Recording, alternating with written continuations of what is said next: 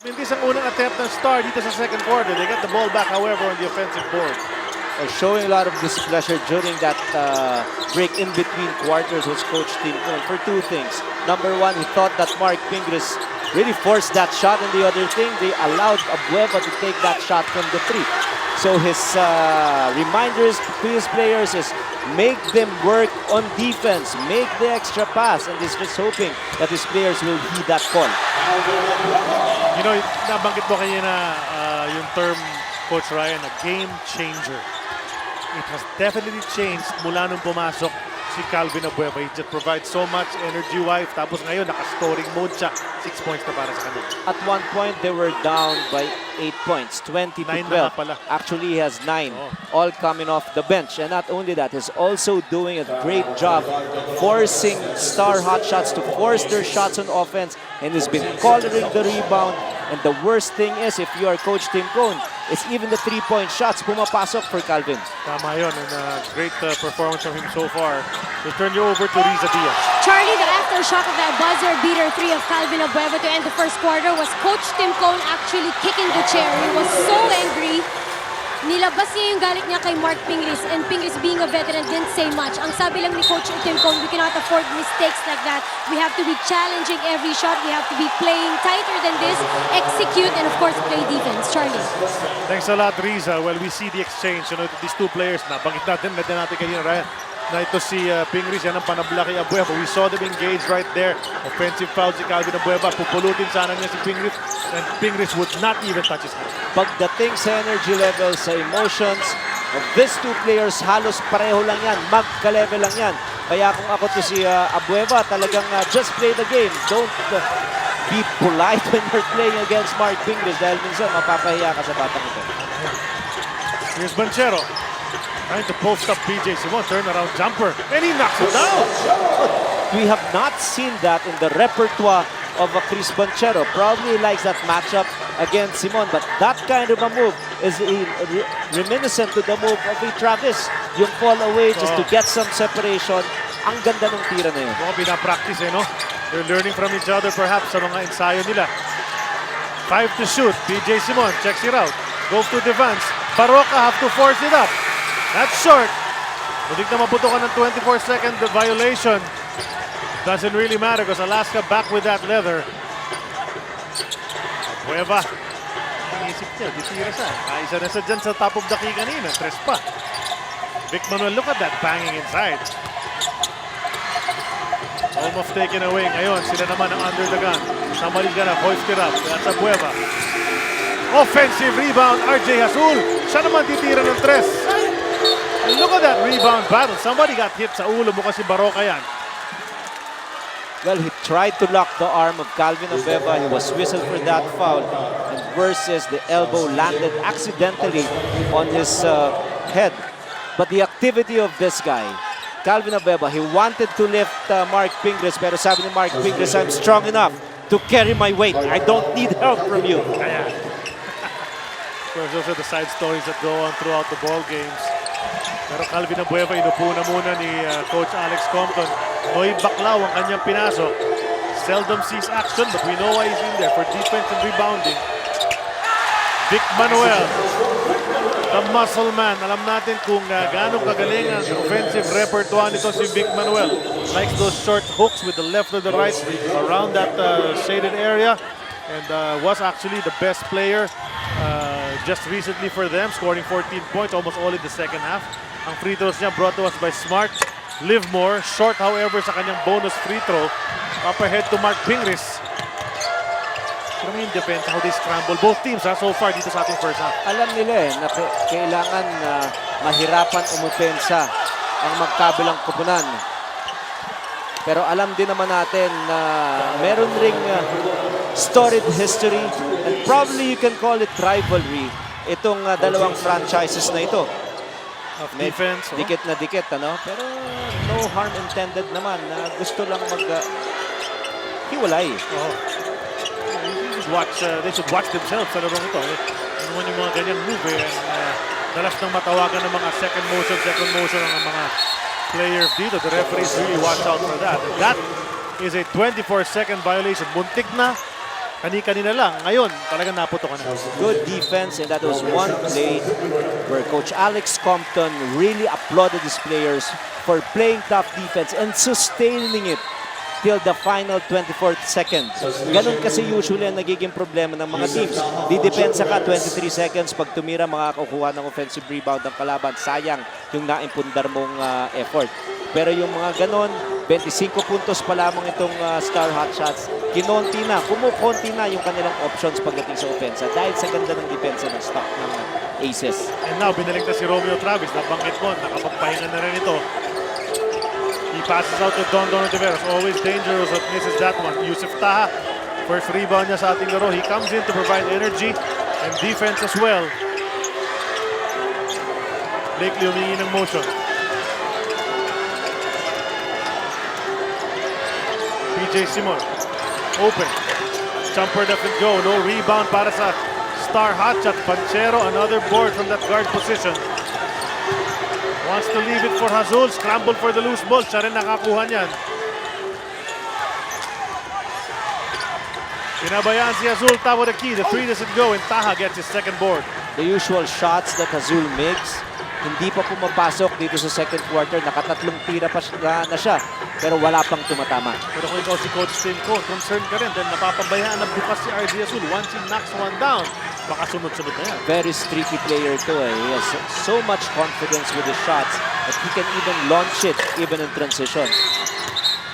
Nakita natin sa sequence na yun as Pingris gets that offensive rebound and is fouled.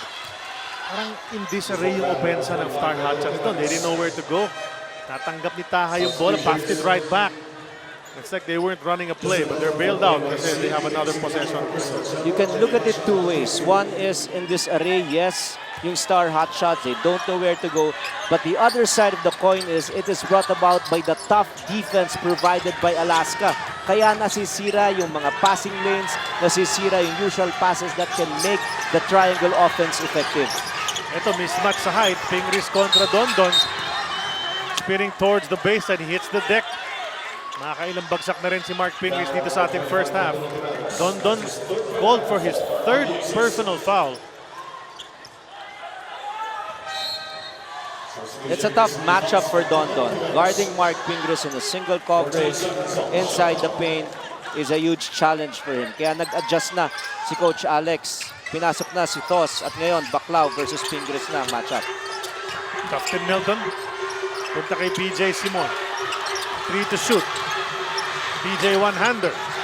Bounces in for PJ Simon. 7 points na para kay PJ. And what makes that shot tough is aside from it is a floater, he has to score against Eximiliano, a known defensive specialist for Alaska. Pero to si Romeo Travis talaga pag napapabayaan, when he gets that good look at the hoop, more often than not, pasok yan para kay Romeo Travis, gives his team a 4-point lead. At medyo bumagal ang opensa dito sa second quarter. Hirap na hirap sa depensa ng Alaska Aces and Stars. Now the adjustment is so obvious for Coach Tim. He's now putting 3 guards instead of 3 big because the paint is usually clogged, especially if there are 3 big guys from Star Hotshots. So hopefully with the entry of James Yap, things might open up. But with that shot of Taha na masyado naman persado at yung napakadaling tira naman ni Travis on the other hand, that really causes a lot of frustration on the side of Coach Tim. Maka-reliable talaga ng jumper ni Romeo Travis. Ngayon si Blakely naman, he's been quiet. Finally gets the basket inside. Naghahanap pa ng foul, no call. 4 points pa lang. Ito si Marcus Blakely. Travis, one more. 3 in a row. Halos same spot para rito kay Romeo Travis. Ano kwento mo, Riz? Charlie, number ni Romeo Travis in the last game, 28 points, 10 rebounds, 3 assists, 2 steals, and 2 blocks. But the thing he prides the most, it's making his teammates play better whenever he's around. Ang sabi nga niya sa akin kanina, I'm here at the Aces, not to stand out, but to fit in. Charlie. Well, he definitely fits in like a glove talaga yung pagpasok ni Romeo Travis sa lineup ng Alaska Aces. Coach Ryan, nung bagong pasok yan dito, yung pagkaalam natin sa kanya, naging teammate na si LeBron James nung high school pa sila. But right now nga, hindi na pinag-uusapan yan dahil he has really built an identity of his own. And I'm not surprised that this guy will be a balik PBA many times over. This kind of an import, especially if you're working within the character-based importance of an Alaska team na kailangan high character player ang kanilang mga players. Malaking bagay yung attitude nito si Travis. At isa pa, yung maglaro ka kakampi si LeBron James, you will be forced to play off the ball dahil LeBron will have the ball eh. Pero ang maganda naman dito with his development, when he is asked to score, he can also hit the lights out. As para rebound, magaling din dumipensa, steady. Here the Alaska Aces, gusto palaki ng 4-point lead. Travis has hit 3 in a row. Finally misses one to the relief of the Star Hotshots. Pero Rome De La Rosa tracking it down para sa isa pang offensive rebound. That hurt the Star Hotshots, giving up those offensive boards noong game 1. And right now, it's happening again. But this is the player that I am impressed the most dito sa team ng Alaska. Dahil napakapuno na ng rotation ni Coach Alex Compton. And yet, if you're a Rome De La Rosa who gets 18.8 minutes per game, that means alam mo yung sistema ng coach mo. He actually plays more than Calvin Abueva, is only averaging 16 minutes per ball game. He's been starting the past how many ball games para sa Alaska? Si Rome De La Rosa. PJ. Sa kay Blakely, nakabantay sa kanya. Calvin Abueva was holding down the arm of Blakely. Nakakuli ni Peter Bala, ang ating referee in the baseline. Penalty ng Alaska, so free throws yan for Marcus Blakely. That's going to be the first time at the 4.5-meter line for Mr. Everything. Free throws will be brought to us by Smart. Live more.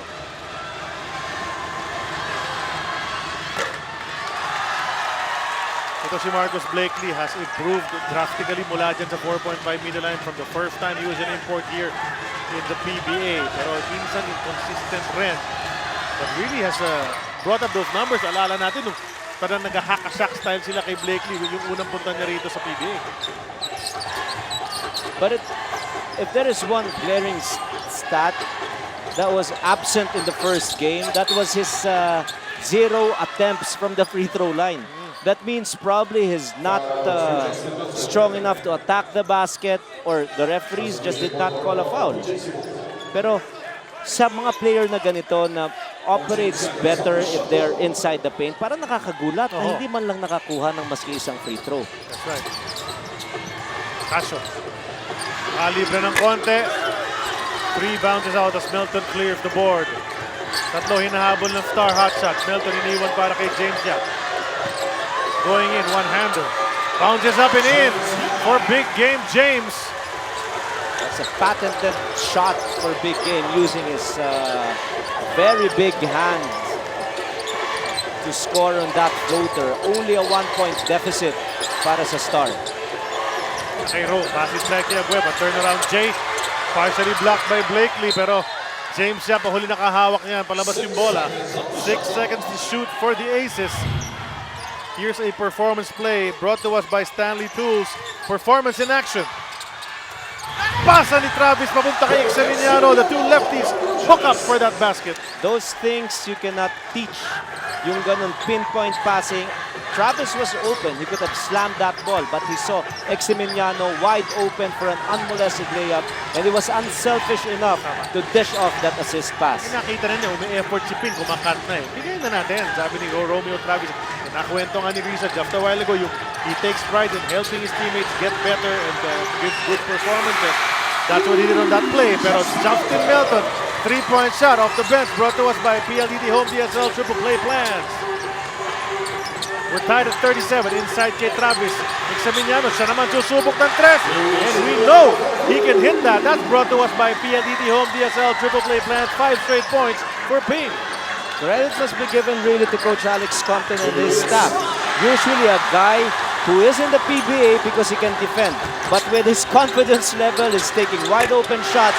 And these two players, they've been connected so well in the last 7 points. Back to the action. Star naghahabol. 5 lamang ng Alaska Aces. Melton may tangan ng bola. Punta kay Mick Penisi. Wanted to go to James Yap. Finally the ball gets over to him.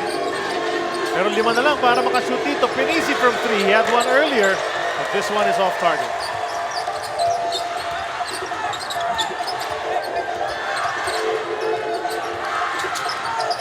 Romeo Travis bukas one more time. This one is long. On the rebound, Abueva almost cleared it. Some action between him and Melton, but the ball is going the other way. But Parroca mishandles. Turnover yan para sa Star. It was a good intention for Marcus Blakely. He dished off that bounce pass pero may konting spin at na-challenge din yung passing lane ni Casio, forcing another turnover.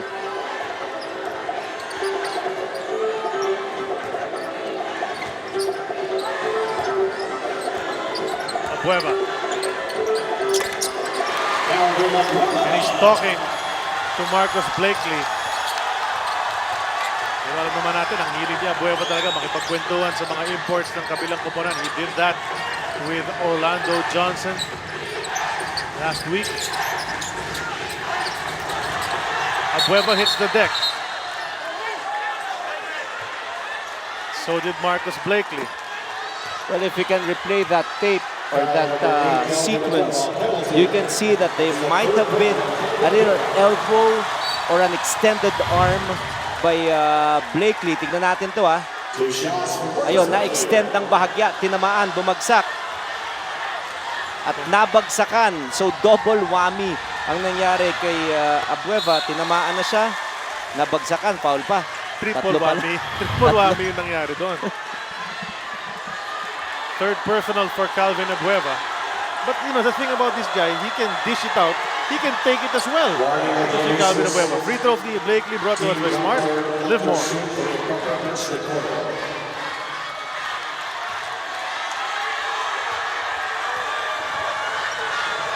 Warning nga ng team doctor ng Alaska is for improper bench decoro. May na-argue naman ito si Alex Thompson, but he's not on the bench. Yes, pero alam mo, may extension kasi yan yung bench at yung 6 na upuan dun sa likod, pwede ka talagang matawagan. So kung may nabanggit, talagang pwedeng matawagan ng warning. 3 from Maximiliano, pangalawa na yan. He's contributed 8 points here in the second period to give his team an 8-point lead. Star na naman ang bola with a few seconds remaining. Remember the first quarter, they forced up a shot. Naka-tres pa si Abueva. Let's see what they do here. There's a foul. Kita ng ating referee. Sabi ni Compton sa kanyang mga players, umupo nga kayo lahat. Na-warning na yung bench natin a while ago. And Abueva called for his fourth personal. Very big development here. Let's take a look at the slow-mo once again. A blocking foul was called against Calvin Abueva, much to the dismay of the entire Alaska bench, because not only are they in team penalty and Blakely shooting 2 free throws, the worst thing there is that will alter the rotation of Coach Alex dahil 4 na nga yung personal foul ng isang defender na makakapag-match up kay Marcus Blakely. Free throw to Blakely brought to us by Smart. Live more. There's a warning for delay of the game. Sino na warning sa delay of the game? Alaska Aces. 2 free throws pinasok ni Marcus Blakely. 3 to go. Casio is blocked by Blakely. Hindi na nakatira. Romeo Travis. Sabi kay Casio, why didn't you pass it to me? But that does it for the first 24 minutes of action sa game number 2 of this series.